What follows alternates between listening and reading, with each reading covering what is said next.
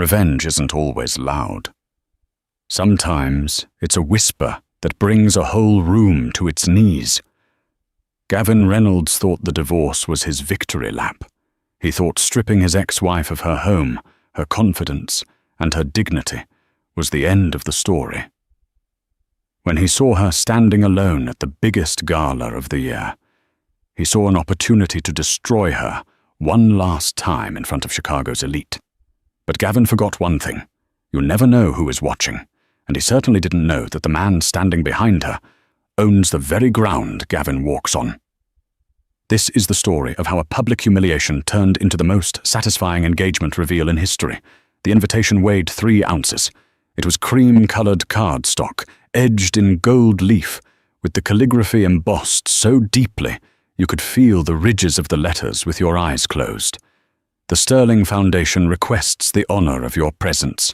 Sarah Mitchell sat at her cramped kitchen table, the kind made of particle board that wobbled if you leaned on it too hard. The fluorescent light of her studio apartment in the Rogers Park neighborhood of Chicago buzzed overhead, a stark contrast to the sprawling lakefront penthouse she had shared with Gavin just 8 months ago. She ran her thumb over the name on the envelope. Miss Sarah Mitchell. Not Mrs. Gavin Reynolds. Gavin had been thorough. That was the word everyone used to describe Gavin Reynolds. Thorough. When he managed a merger, he didn't just buy the company. He gutted the culture and installed his own. When he managed their divorce, he didn't just leave her, he dismantled her reality. "You're an art restorer, Sarah," he had sneered during their final mediation, checking his Rolex Submariner as if her heartbreak was wasting his billable hours. "You fix old, broken things. You don't build anything. I build futures. Without me, you're just paint drying on a wall." He had hidden assets. He had hired a shark of a lawyer named Benedict Cole, a man who allegedly had dirt on half the judges in Cook County. Sarah left the marriage with her grandmother's ring, her beat-up 2018 Honda Civic, and a settlement that barely covered the rent on this studio. But she had her work. And unbeknownst to Gavin, she had a new client. The phone buzzed. It was a text from an unlisted number. "The car will be there at 7 p.m. Please don't be late. N." Sarah took a deep breath. Her hands were shaking, not from fear, but from a mixture of adrenaline and dread. Going to the Sterling Gala was suicide for her social anxiety. Gavin would be there. Everyone from her old life, would be there. The wives who stopped calling the day the divorce papers were filed, the husbands who treated her like a piece of furniture Gavin had discarded. She looked at the dress hanging on the back of her door. It wasn't designer. It wasn't Versace or Armani, brands Gavin used to force her to wear so he looked like a successful provider. It was vintage, a 1950s midnight blue silk gown she had found in an estate sale and restored herself. She had mended the tears, re-beaded the bodice with microscopic precision, and tailored it to fit her frame like a second skin. It was beautiful. It was her. "You can do this, Sarah," she whispered to the empty room. "You aren't his victim anymore." But as she applied her lipstick, a shade of deep crimson, she couldn't shake the feeling that tonight was going to be a battlefield. She just didn't realize that she was walking into an ambush. The grand ballroom of the Palmer House Hilton was a cavern of gold and crystal. The ceiling frescoes, which Sarah had actually written a thesis on in college, were obscured by the sheer volume of wealth in the room. The air smelled of expensive lilies, truffles, and the distinct metallic scent of old money. Sarah stepped out of the hired Lincoln town car, not the Rolls-Royce she expected, but she preferred the subtlety, and made her way up the carpet. She kept her head high. The midnight blue dress caught the light, shimmering like the surface of Lake Michigan at night. She hadn't been inside for 5 minutes before she felt the eyes. It wasn't the appreciative glances of strangers. It was the sharp, judgmental stares of people who knew the gossip. "Is that Sarah?" she heard a woman whisper. It was Caroline Vance, the wife of one of Gavin's partners. "I thought she moved back to Ohio or wherever she came from. Look at that dress. Is that second-hand?" Sarah tightened her grip on her clutch. "Just find him," she told herself. Find Nathaniel, say hello, and get out. She was scanning the room for her host when a shadow fell over her, a shadow she knew better than her own. I didn't realize they were selling tickets to the general public this year. The voice was smooth, baritone, and laced with arsenic. Sarah froze. She turned slowly to face Gavin Reynolds. He looked impeccable, unfortunately.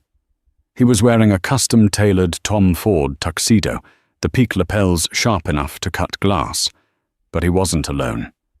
Clinging to his arm was a woman who looked like she had been manufactured in a lab designed to irritate ex-wives.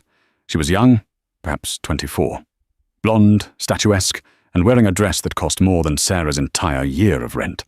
This was Tiffany, the consultant Gavin had hired 2 months before the separation. "Hello, Gavin," Sarah said, her voice surprisingly steady. "Sarah," Gavin said, a smirk playing on his lips.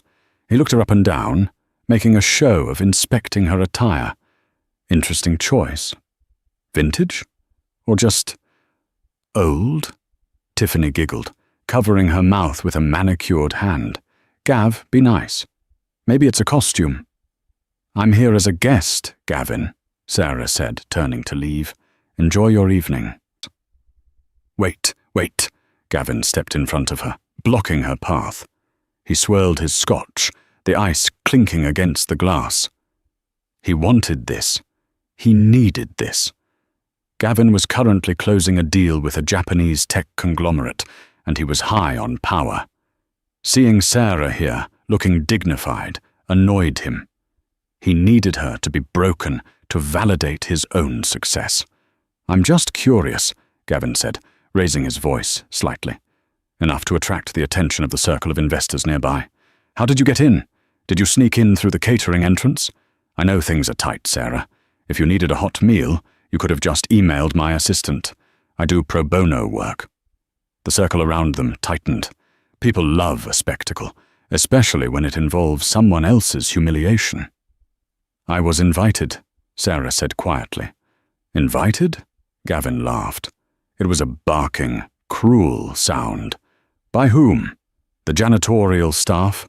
Sarah, look around you." He gestured expansively to the room. "This is the Sterling Gala.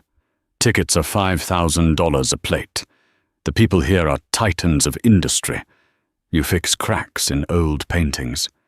You don't belong here." "I think you should leave," Tiffany added, her voice sickly sweet. "It's embarrassing. For you." The noise in the immediate vicinity had died down. A hush spread outward from their circle like ripples in a pond. Gavin Reynolds was making a scene, and in Chicago high society, a scene was currency. Sarah felt the heat rising in her cheeks. This was her nightmare. The feeling of being small, of being worthless, the feeling Gavin had cultivated in her for 6 years. "I'm not leaving," Sarah said, though her voice wavered. Gavin stepped closer, invading her personal space. He lowered his voice, but it was a stage whisper, designed to be overheard. "Sarah, stop this. You're making a fool of yourself. Look at you. You're wearing a rag. You're drinking the free champagne because you can't afford a bottle of water. It's pathetic." He reached into his tuxedo pocket and pulled out a money clip. It was thick with cash. "You want a handout? Is that it?" Gavin peeled off $300 bills. He held them out to her, his eyes dead and cold. "Here, take it. Go get a taxi. Go to a diner. Just get out of my sight. You're ruining the aesthetic of the evening." The cruelty was so absolute it was almost breathless. Caroline Vance, standing nearby, gasped, but she didn't step in. No one stepped in. They watched. They were the audience, and Gavin was the ringmaster. Sarah looked at the money. For a split second, she thought about taking it and throwing it in his face, but that's what the old Sarah would have done. Gotten emotional, cried, caused a scene that would make her look like the crazy one. "I don't want your money, Gavin," she said. "Then what do you want?" Gavin sneered. "Validation? You won't find it here. You're a surplus requirement, Sarah. You're the rough draft. Tiffany here." "No," he squeezed the young woman's waist. is the final product. Actually, a deep, resonant voice cut through the tension like a broadsword. I believe she's waiting for me. The crowd parted. Walking through the gap wasn't just a guest. It was the guest. Nathaniel Sterling was 42 years old, standing 6'3" with salt and pepper hair and eyes that were famously described by Forbes magazine as unsettlingly perceptive. He was the heir to the Sterling shipping fortune and the founder of Sterling Dynamics. He was the host of the Gala. He was the wealthiest man in Illinois, and he looked furious. But his fury wasn't wild. It was cold, controlled, terrifying. He didn't look at Gavin. He walked straight to Sarah. The crowd held its breath. Nathaniel Sterling was known for being reclusive. He rarely spoke to press, and he never, ever involved himself in petty social squabbles. He stopped in front of Sarah, ignoring the $300 Gavin was still holding out in the air like a dumbwaiter. Nathaniel's expression softened instantly. He reached out and took Sarah's hand, bowing his head slightly, a gesture of immense respect. "I apologize, Sarah," Nathaniel said, his voice carrying clearly through the silent ballroom. "I got caught up discussing the new wing of the museum with the mayor. I hope you haven't been waiting long." Gavin's jaw dropped. The hand holding the cash lowered slowly. "Mr. Sterling," Gavin stammered, You know my ex-wife." Nathaniel turned slowly to face Gavin. The look he gave him was the kind of look a lion gives a particularly annoying hyena. "Ex-wife?" Nathaniel repeated the word as if it were a foreign language. "I wasn't aware of her past connections to you, Mr. Reynolds. I only know her as the most brilliant restoration artist in the country." Gavin let out a nervous, high-pitched laugh. "Restoration artist? Sarah? She just paints over cracks, Mr. Sterling. I think you've been misled. She's nobody." The silence that followed was heavy enough to crush a man. Nathaniel took a step toward Gavin. "Nobody?" He turned back to Sarah, tucking her hand into the crook of his arm. He looked at her with a warmth that couldn't be faked, a warmth that made Tiffany flush with jealousy and Gavin pale with confusion. "Ladies and gentlemen," Nathaniel said, raising his voice to address the entire ballroom. The music stopped. Every head turned. "I would like to make an announcement. I have spent the last decade guarding my private life with zeal, but when you find something, someone rare, you do not hide them." He squeezed Sarah's hand. Sarah looked up at him, her eyes wide. This wasn't part of the plan. They were friends. He was her patron. What was he doing? "Mr. Reynolds here seems to think this woman is a rough draft," Nathaniel said, his eyes drilling into Gavin, "which is fascinating, because I intend to make her my wife." The gasp that tore through the room sucked the oxygen out of the air. "I would like to introduce you all," Nathaniel continued, "to my fiancée, the future Mrs. Sterling." Gavin dropped his whiskey glass. It shattered on the marble floor, the sound exploding like a gunshot. The shattering of the glass was the period at the end of a sentence no one had expected. For 10 seconds, the only sound in the Palmer House ballroom was the frantic, hushed whispers of Chicago's elite, resetting their social hierarchies in real time. Waiters rushed to sweep up the shards of crystal near Gavin's patent leather shoes. He stood there, his face a mottled map of red rage and white shock. Tiffany, sensing the shift in atmospheric pressure, physically unhooked herself from Gavin's arm. She took a half step away, a survival instinct kicking in. To be associated with Gavin Reynolds 5 minutes ago was a power move. To be associated with him now was social suicide. "This is ridiculous," Gavin hissed, though his voice lacked its usual projection. He looked at Nathaniel Sterling, who was standing like a monolith, unbothered and serene. "Nathaniel, surely you're joking. This woman, she's barely out of debt. I know. I'm the one who put her there." The admission hung in the air. It was a tactical error born of desperation. Nathaniel didn't shout. He didn't puff out his chest. He simply adjusted his cufflinks. "Mr. Reynolds, I would advise you to choose your next words with extreme caution. My legal team is notoriously litigious when it comes to slander against the Sterling family, and as of 10 seconds ago, Sarah is family." Nathaniel turned his back on Gavin, the ultimate insult in their world, and looked down at Sarah. "Shall we?" Sarah was trembling. Her mind was a white static of panic. Fiancée? Wife? She gripped Nathaniel's arm, not out of affection, but because she felt like her knees were about to liquefy. "Walk," Nathaniel murmured, his voice low and gentle, meant only for her. "Chin up. Don't look at them. Look at the exit signs. You are the most important person in this room. Believe it." They moved through the crowd.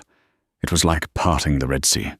People who had looked through Sarah 20 minutes ago were now nodding, smiling, raising their glasses in deferential toasts. Caroline Vance, who had mocked her dress, caught Sarah's eye and mouthed a desperate, "Call me!" Sarah didn't smile back. She just kept walking. They reached the lobby, and the heavy brass doors swung open. The cool Chicago night air hit Sarah's face, and she finally exhaled. A sleek black Rolls-Royce Phantom was waiting at the curb, engine idling. The driver, a mountain of a man named Silas, held the door open. They slid into the back seat. The door thudded shut, sealing them in a cocoon of hand-stitched leather and silence. As the car pulled away, Sarah slumped against the seat, the adrenaline crashing out of her system. She turned to Nathaniel. "What?" she breathed. "Did you just do?" Nathaniel loosened his tie, the first crack in his armor she had seen all night. He sighed, rubbing his temples. "I improvised." "You improvised an engagement?" Sarah's voice rose an octave. "Nathaniel, that wasn't a small lie. That was a massive life-altering declaration. Do you know what Gavin is going to do? He's going to dig. He's going to find out we've only known each other for 6 months. He's going to find out I'm just your art restorer. Sarah, breathe." Nathaniel opened the small refrigerator console and pulled out a bottle of sparkling water. He poured her a glass. "First, you are not just my art restorer. You are the woman who saved the 17th century Vermeer in my study, when the Louvre's experts said it was a lost cause. You have a brilliance he never saw." He handed her the glass. His fingers brushed hers, and the contact sent a jolt through her that silenced her panic for a second. "Second," Nathaniel continued, his eyes darkening, "I couldn't stand there and watch him do that to you. I know men like Gavin Reynolds. They are bullies who thrive on the silence of bystanders. I decided not to be a bystander." "But a fiancé?" Sarah asked, taking a sip of the water. "Couldn't you have said, girlfriend? Or distant cousin?" Nathaniel let out a short, dry laugh. "Go big or go home, Sarah. Besides, girlfriend implies he still has a chance to win you back. Fiancé tells the world you're spoken for. It tells the world you are protected." He turned to look out the window at the passing city lights. "However, I apologize if I overstepped. If you want, I can release a statement tomorrow, saying it was a misunderstanding. We can say I was drunk. We can say—" "No," Sarah said. The word surprised her. Nathaniel turned back to her, eyebrows raised. Sarah thought about Gavin's face. She thought about the money clip. She thought about the $300 he had tried to hand her like she was a beggar. For the first time in 2 years, she didn't feel like a victim. She felt like she was holding a loaded gun. "Don't retract it," Sarah said, her voice hardening. "Not yet. He's closing the Yamamoto deal next week. I know, because he bragged about it during the divorce. If he thinks I'm marrying you, he'll be terrified." "He will be," Nathaniel agreed, a slow smile spreading across his face. "The Yamamoto Group uses Sterling Logistics for 80% of their North American shipping. If they think Gavin is an enemy of mine, they won't sign that contract." "Then let's do it," Sarah said. "Let's be engaged. Just for a little while." Nathaniel looked at her. The streetlights flickered over his face, casting shadows that made his sharp cheekbones look even more severe. "Be careful, Sarah. Playing pretend with the press is dangerous. You have to commit. No flinching. I survived a divorce from a sociopath, Nathaniel, Sarah said, smoothing the silk of her vintage dress. I can handle a few photographers. Nathaniel stared at her for a long moment, his expression unreadable. I believe you can, he whispered. I believe you can handle anything. The hangover was a physical entity living inside Gavin's skull. He sat in his corner office on the 40th floor of the Reynolds and Partners building. The view of the Chicago River was usually his morning meditation, a reminder that he was a god looking down on the ants. Today the ants looked like they were marching over his grave. His phone had been ringing since 6 a.m. Page 6, the Chicago Tribune, TMZ. Even the Wall Street Journal had left a voicemail, though they framed it as a business inquiry regarding the Sterling merger rumors. Stop pacing, Gavin. You're making me dizzy. Benedict Cole sat on the leather sofa, scrolling through an iPad. Benedict was 60, bald, and had the moral compass of a great white shark. He was Gavin's fixer, lawyer, and occasionally his babysitter. It's a lie, Ben, Gavin snapped, pouring himself a coffee he didn't want. It has to be. Sarah? Engaging Nathaniel Sterling? It's impossible.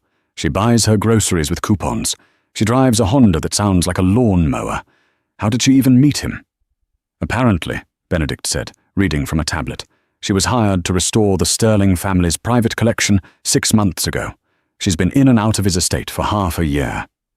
Gavin froze. She was working for him. Why didn't I know this? Because you didn't ask, Benedict said dryly. You were too busy hiding your assets in the Caymans and buying Tiffany that condo in the Gold Coast.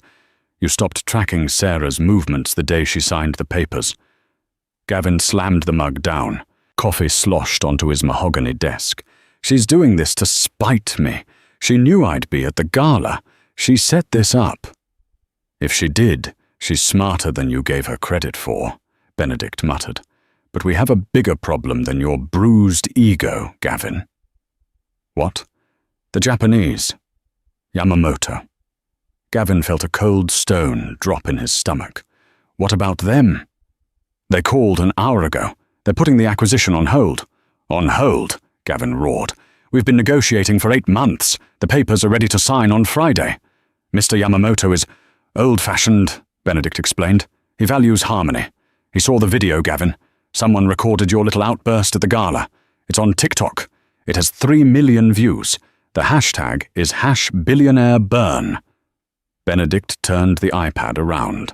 There was a shaky video of Gavin holding out the cash to Sarah, looking sneering and cruel, followed by Nathaniel sweeping in like a dark knight.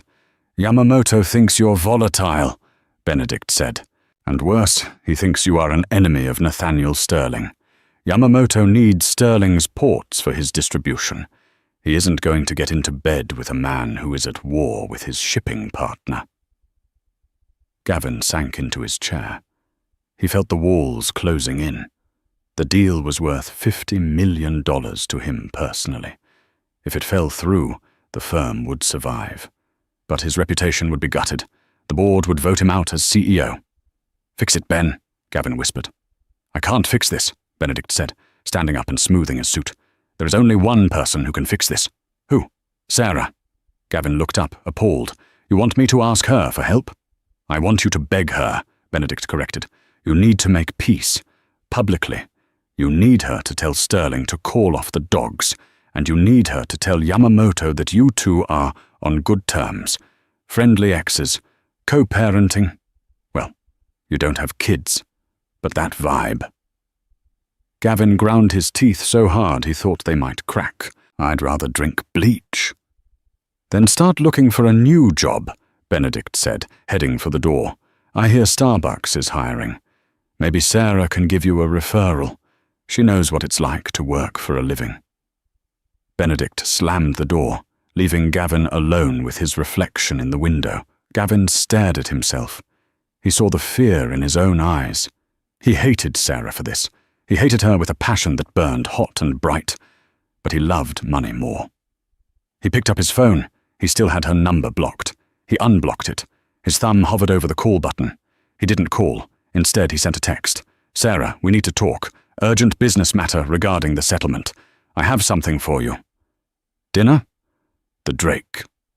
Tonight. 8 p.m. He knew she would come. He had baited the hook with the one thing she still cared about, the settlement. He had hidden things, and she knew it. If he hinted he was ready to come clean, she would show up.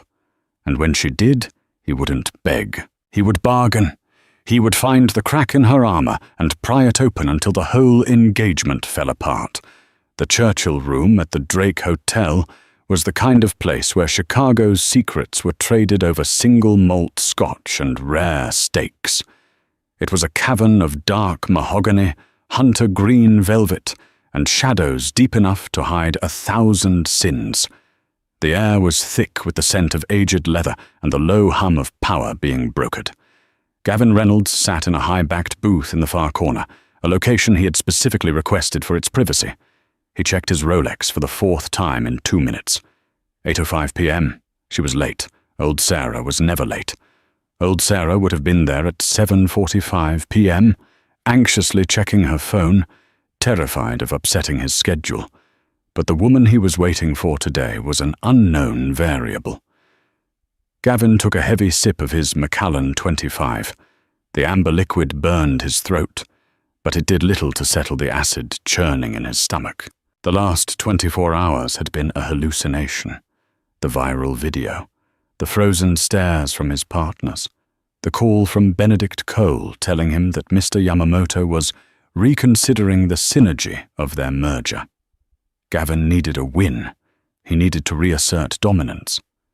He had convinced himself that the display at the Gala was just theatre, a lucky strike by a desperate woman. Sarah was soft. He had spent 6 years moulding her, chipping away at her spine until she was pliable. He just needed to find the right pressure point, and she would fold. She always folded. The heavy oak doors of the dining room swung open. Gavin prepared his opening line, something cutting, something to remind her of her place, but the words died in his throat. Sarah Mitchell did not walk into the room. She glided. Gone was the nervous shuffle he remembered. She moved with a fluid, terrifying grace. She was wearing a cream-colored Chanel tweed suit that screamed old money, tailored to within a millimeter of her life. Her hair, usually pulled back in a messy bun during their marriage, was blown out in soft, expensive waves that caught the dim light. But it was her face that stopped him. Her expression was bored, not angry, not scared. Bored. She approached the table, the maitre d' pulling out her chair with a reverence Gavin usually had to pay for. "Gavin," she said, her voice cool and level. She didn't offer a hand. She didn't smile. She sat down, placing a small, beaded clutch on the white tablecloth. "Sarah," Gavin managed, fighting to regain his footing. He forced a smile that felt like it was stretching tight skin. "You look expensive. I see Sterling's credit card has a high limit." Sarah ignored the jab entirely. She signaled the sommelier with a subtle lift of her finger. "The Pinot Noir, the 98 Domaine Sereine. Leave the bottle." She turned her gaze back to Gavin. "And put it on this gentleman's tab. He owes me for the last 6 years." Gavin bristled. The waiter poured the wine, the dark red liquid swirling in the crystal glass. Gavin waited for the staff to retreat before leaning in, dropping his voice to a conspiratorial hiss. "Let's cut the theatrics, Sarah. We both know why you're here." "I'm here because you texted me claiming there was an urgent business matter regarding our settlement," Sarah said, taking a slow sip of wine. She looked at him over the rim of the glass, her eyes sharp. "I assume this is about the art assets you claimed were lost in the move, or perhaps the jewelry appraisal you forgot to file." "It's about reality," Gavin snapped. "I know what you're doing. This charade with Nathaniel Sterling. It's cute. Really it is. It's a nice little revenge fantasy. But we both know it's not real." Sarah set her glass down. The clink against the table was the only sound in their corner. And why is that, Gavin? Because, Gavin leaned back, crossing his arms, feeling a surge of his old confidence. Nathaniel Sterling is a titan. He eats countries for breakfast. You're a librarian with a paintbrush. You're boring, Sarah. You're plain. You have no killer instinct. A man like that needs a lioness, not a house cat. He watched her face, waiting for the flinch, waiting for the tears to well up. That was always the pattern. He would insult her, she would cry, he would comfort her, and he would win. But Sarah didn't cry. She touched the ring on her left hand. The diamond was massive, an Asher-cut stone that seemed to generate its own gravity. It caught the candlelight and threw rainbows across the table, dazzling Gavin's eyes. "You think I'm plain," Sarah repeated slowly, as if tasting the words. "You spent 6 years telling me I was lucky you married me, that I was uninteresting, that I was a surplus requirement." "I was just being honest," Gavin shrugged, mistaking her calmness for submission. "I tried to improve you. I tried to give you ambition. But you were always content to just exist. That's why I had to look elsewhere. That's why Tiffany happened. She has fire." "Tiffany left you this morning, didn't she?" Sarah asked casually. Gavin stiffened. "That's temporary. She's emotional." "She's practical," Sarah corrected. "And so am I. So let's get to the deal, Gavin. You didn't bring me to the most expensive restaurant in the city just to insult my sex life. You want something." Gavin ground his teeth. He hated how quickly she had cut to the chase. "Fine. The Yamamoto deal. It's stalling. They saw the video of the gala. They think I'm unstable. They think I'm an enemy of the Sterling Empire." "You are an enemy of the Sterling Empire," Sarah noted. "I need you to fix it," Gavin hissed, leaning over the table, his sweat starting to show on his forehead. "I need you to issue a public statement. Tomorrow. Tell the press that we are on good terms. Tell them that the incident at the gala was an inside joke. Tell them we are co-parenting our shared assets. Whatever, just make me look good." Sarah looked at him with a mixture of pity and disgust. "You want me to lie to save your $50 million merger?" "Yes," Gavin said. "And in exchange, I'll give you the lake house." The air in the booth seemed to drop 10 degrees. "The lake house?" Sarah asked softly. "The property on Lake Geneva?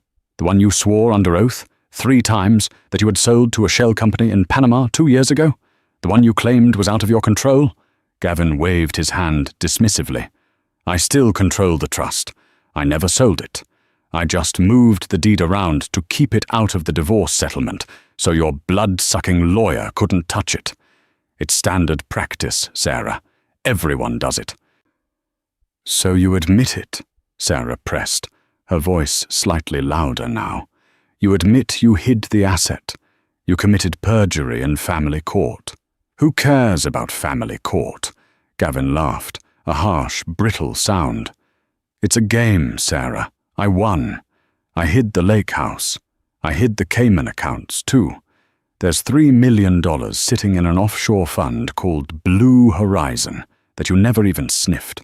I'm smarter than you. I always have been.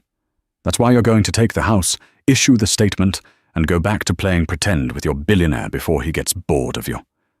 He sat back, satisfied. He had played his ace. He had offered her the one thing she had cried over losing. She would take it. She had to. Sarah stared at him. For a long moment she didn't move. Then a slow, sad smile touched her lips. It wasn't a smile of defeat. It was a smile of finality. "You're right, Gavin," she said softly. "You were always smarter than me when it came to lying. But you're not smarter than the man sitting behind that screen." Gavin frowned. "What?" Sarah shifted her gaze to the decorative Japanese folding screen that separated their private nook from the service corridor. "You can come out now." Gavin spun around in his chair. The screen was pushed aside. 2 men stepped into the dim light of the booth. The first was Nathaniel Sterling. He looked like a thundercloud poured into a bespoke navy suit. His jaw was set so hard a muscle twitched in his cheek. His eyes were fixed on Gavin with a cold, predatory intensity that made Gavin's breath hitch. The second man was shorter, balding, wearing thick spectacles and holding a small, high-fidelity digital recorder. Gavin recognized him instantly, and his blood turned to ice. It was Frank D'Amico, the forensic Grim Reaper, the most feared auditor in Illinois. "Did you get that, Mr. D'Amico?" Nathaniel asked, his voice low and dangerously calm. "Crystal clear, mister." "Sterling," Frank said, adjusting his glasses and tapping the device. "Admission of perjury regarding the Lake Geneva property. Specific admission of the Blue Horizon Cayman accounts. Admission of fraud during divorce proceedings. And as a bonus, attempted bribery. It's extremely comprehensive." Gavin stood up so fast his chair knocked against the wall. This is illegal! You can't record me! This is entrapment!" "Sit down, Gavin," Sarah said, her voice cutting through his panic like a whip. "It's not entrapment. And it's not illegal." Nathaniel stepped closer, looming over the table. "Illinois is a two-party consent state for telephone recordings. But this," he gestured to the crowded restaurant beyond their booth, "this is a public space. There is no expectation of privacy when you are shouting your crimes loud enough for the busboys to hear." Gavin looked around wildly. The diners at the nearby tables were looking at him. He realized, with a sickening lurch, that he had raised his voice. I was joking," Gavin stammered, sweat now pouring down his face. It was negotiation tactics. Bluffing. "Save it for the judge," Frank D'Amico said, slipping the recorder into his briefcase. "I'm sending a digital copy of this file to the IRS Criminal Investigation Division and Judge Henderson's chambers in exactly 10 minutes. I suggest you call Benedict Cole. He's going to need a very large retainer." Gavin looked at Sarah. He looked for the weak woman he had dominated for 6 years. He looked for the wife he could bully. She wasn't there. "Sarah," he pleaded, his voice cracking. "Please, this will ruin me. I'll give you the money. I'll give you half the Cayman account. Just tell them to delete it." Sarah stood up. She smoothed the front of her Chanel jacket. She looked at the man who had made her feel small for so long, and she realized he wasn't a monster. He was just a small, greedy man in a suit that cost more than his soul. "I don't want your stolen money, Gavin," she said. "I just want you to know that I was never boring. I was just unhappy." Nathaniel stepped forward. He reached for the glass of expensive Pinot Noir Sarah had barely touched. He looked at Gavin, his eyes dark with contempt. "You called her plain," Nathaniel said, his voice a low growl. "You called her a house cat. You have no idea what you threw away." Nathaniel poured the wine onto the floor, directly over Gavin's polished Italian leather shoes. The red liquid splashed and stained the leather, a permanent mark. "The Yamamoto deal is dead," Nathaniel said. "I spoke to Mr. Yamamoto an hour ago. Sterling Logistics will not service any contracts signed by a CEO under federal investigation for fraud. You're done, Reynolds." Nathaniel offered his arm to Sarah. His demeanor shifted instantly from terrifying to tender. "Ready, my love? I know a place in the West Loop that serves burgers and plays jazz. Much better atmosphere. Less vermin." "I'd love that," Sarah said, taking his arm. The warmth of his body against hers was grounding. They turned and walked away. "Sarah!" Gavin screamed after them, ignoring the stares of the entire restaurant. "You can't do this! You're nothing without me! Nothing!" Sarah didn't even break stride. She walked out of the Churchill room, through the lobby, and into the cool night air. As the valet brought around the car, a simple, understated Mercedes sedan this time, Sarah felt a trembling start in her hands. The adrenaline was fading, leaving her lightheaded. Nathaniel noticed immediately. He didn't say a word. He just pulled her into him, wrapping his arms around her shoulders, shielding her from the wind and the world. "You were incredible," he murmured into her hair. I've sat across from warlords who had less composure than you just had." Sarah let out a shaky laugh, looking up at him. "I had backup. I couldn't have done it without you." Nathaniel looked down at her. The streetlights reflected in his eyes, which were searching hers with an intensity that made her breath catch. "Sarah," he started, and his voice lost its command, replaced by a vulnerability she hadn't seen before. "Back there. When he said our engagement was fake, and I had to sit there and listen to him say it." "It's okay," Sarah said softly. "We got what we needed." "No," Nathaniel shook his head. He looked terrified. "It's not okay. Because I realized I hated hearing it. I hated hearing him call it a charade." He paused, his hand cupping her cheek, his thumb brushing over her cheekbone. "What if," Nathaniel whispered, the billionaire tycoon suddenly looking like a shy boy, "what if I don't want it to be pretend anymore?" The question hung in the air of the Drake Hotel lobby, suspended like dust motes in a sunbeam. "Or what if I don't want it to be pretend anymore?" Sarah looked at Nathaniel. For the first time, she wasn't looking at the billionaire, or the client, or the savior who had just dismantled her ex-husband's life with the precision of a surgeon. She was looking at a man who was terrified of rejection. His hands, usually so steady when handling million-dollar antiquities, were clenched at his sides. Sarah felt a reflex of panic. Her instinct, honed by years of Gavin's subtle conditioning, was to run, to say, "Don't be ridiculous. I'm broken. I'm baggage. I'm a project." But then she remembered the look on Gavin's face in the restaurant. She remembered the feeling of the ring on her finger, not the weight of the diamond, but the weight of the protection it represented. "Nathaniel," Sarah said, her voice quiet amidst the bustle of hotel guests, "you just staged a hostile takeover of my life. You lied to the press. You destroyed a man in a public restaurant, and now you're asking if I want to date you." Nathaniel winced slightly. "When you put it like that, I sound like a sociopath." Sarah smiled. It was a genuine smile, one that reached her eyes. "You sound like a man who gets what he wants. But I'm not a painting, Nathaniel. You can't just buy me at auction." "I know." Nathaniel stepped closer.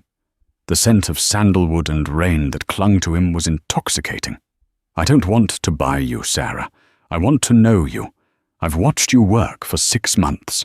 I've seen you treat a damaged canvas with more tenderness than most people treat their children. I've seen you hum when you're mixing pigments. I've seen the way you bite your lip when you're focusing. I didn't help you tonight because I hated Gavin. I helped you because I couldn't stand the thought of anyone making you feel less than magnificent." He reached out, his fingers hovering near hers. "I'm asking for a chance. A real one. No cameras. No contracts. Just dinner, and maybe a conversation that doesn't involve lawyers." Sarah looked down at his hand. She took it. "Okay," she whispered, "but we take it slow. I'm still restoring myself." Nathaniel squeezed her hand. "I have all the time in the world." The fall of Rome. While Sarah and Nathaniel were beginning something delicate and new, Gavin Reynolds' life was ending. The destruction was swift, brutal, and public. Frank D'Amico, the forensic accountant, was as good as his word. By 9 a.m. the next morning, the recording of Gavin's confession was in the hands of the presiding judge of the Cook County Family Court. By 10 a.m., the IRS had frozen Gavin's personal assets pending an audit of the Panama shells. But the real blow came from the business world. Mr. Yamamoto, true to his code of honor, publicly announced that he was severing all ties with Reynolds and Partners due to ethical incompatibilities. The stock price of Gavin's firm plummeted 14% in a single afternoon. The board of directors, sensing blood in the water, called an emergency meeting. By 4 p.m., Gavin was voted out as CEO. He was escorted out of the building by security, the same security guards he had refused to give a Christmas bonus to for 3 years running. And Tiffany? When Gavin returned to the penthouse he had bought for her, the one leveraged against assets he no longer had access to. He found the closets empty. There was a note on the granite island, written on the back of a dry cleaning receipt. "Gav, Benedict called. Said you're broke. I can't do broke. Good luck with the IRS. Tatios." Gavin sat on the floor of the empty apartment. He had his custom suit, his Rolex, which he would soon have to sell, and his pride.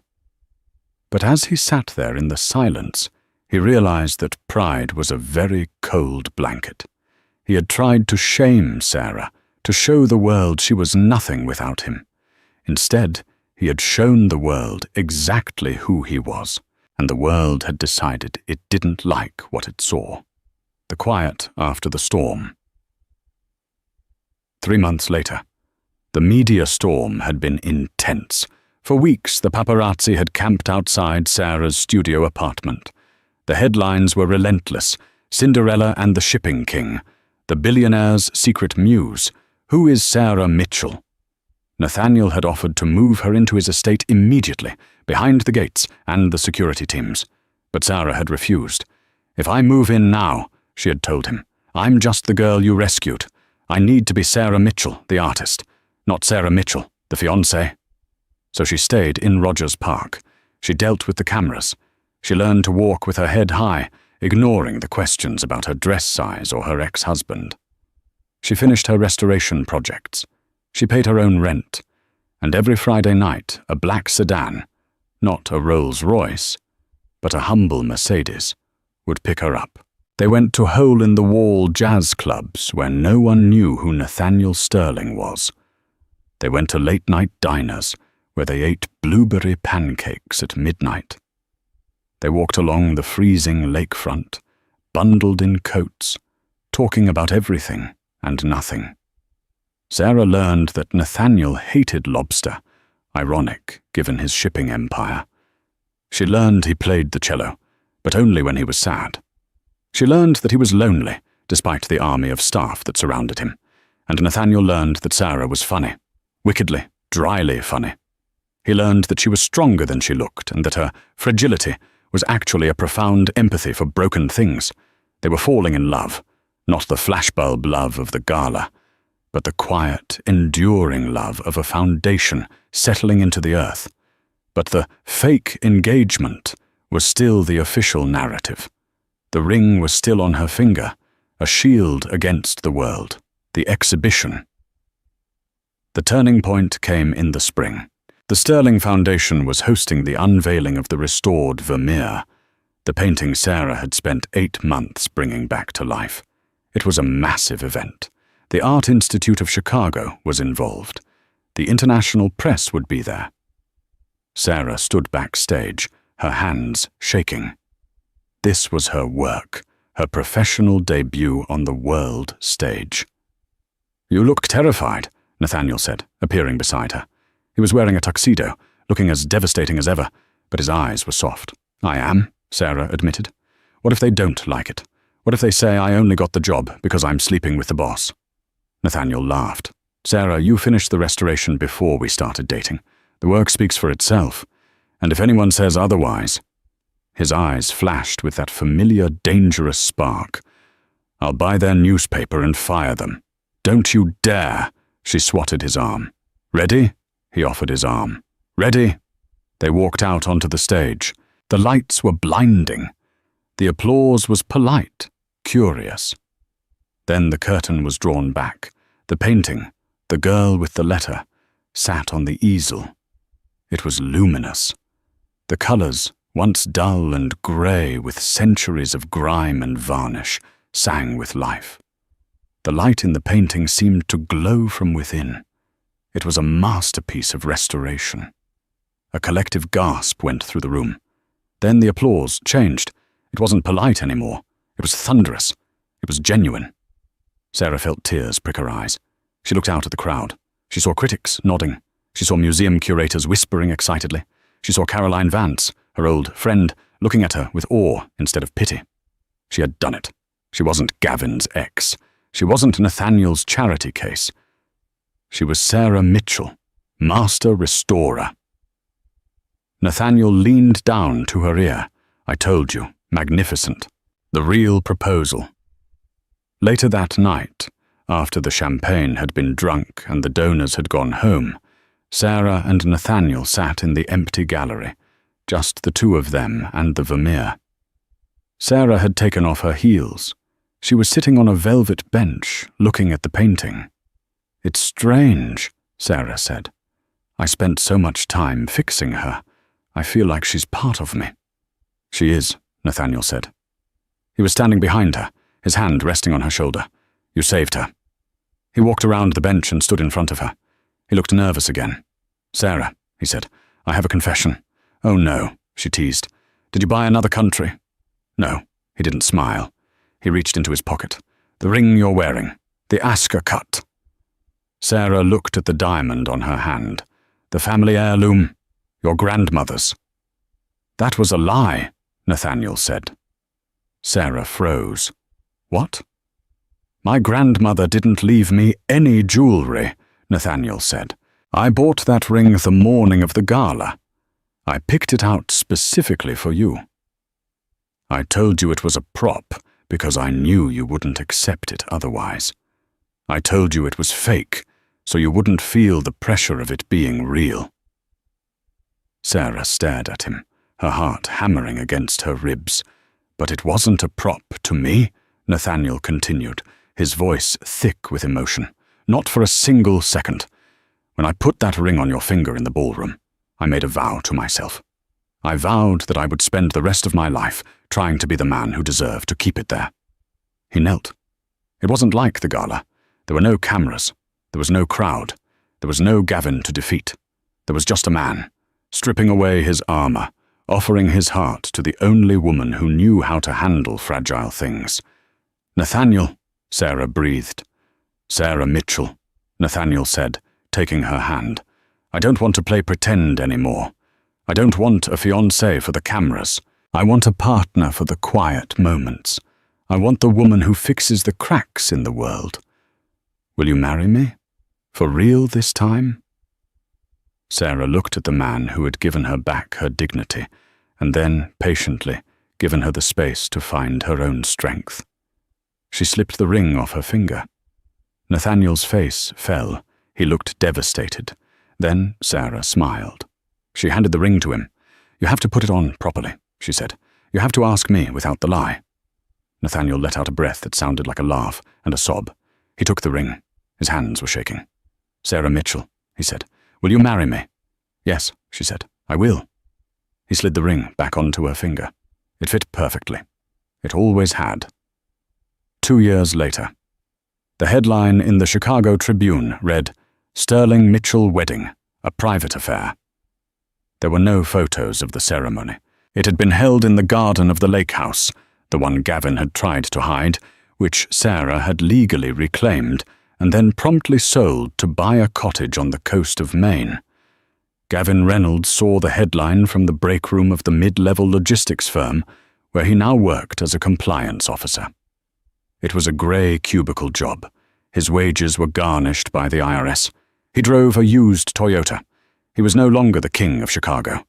He was just a man who had flown too close to the sun and gotten burned by his own reflection. He crumpled the newspaper and threw it in the trash. In Maine, Sarah sat on the porch of the cottage, watching the ocean. She was wearing a paint-stained sweater. Inside, Nathaniel was on a conference call, negotiating a merger, but he was watching her through the window. She wasn't fixing broken things anymore. She was painting her own originals. She looked down at her hand. The diamond caught the sunlight. But it wasn't the diamond that made her smile. It was the simple gold band nestled next to it.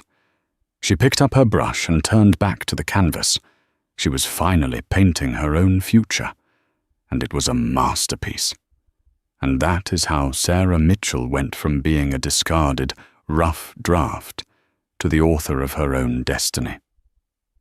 Gavin Reynolds learned the hard way that when you try to bury someone, you better check if they're a seed first.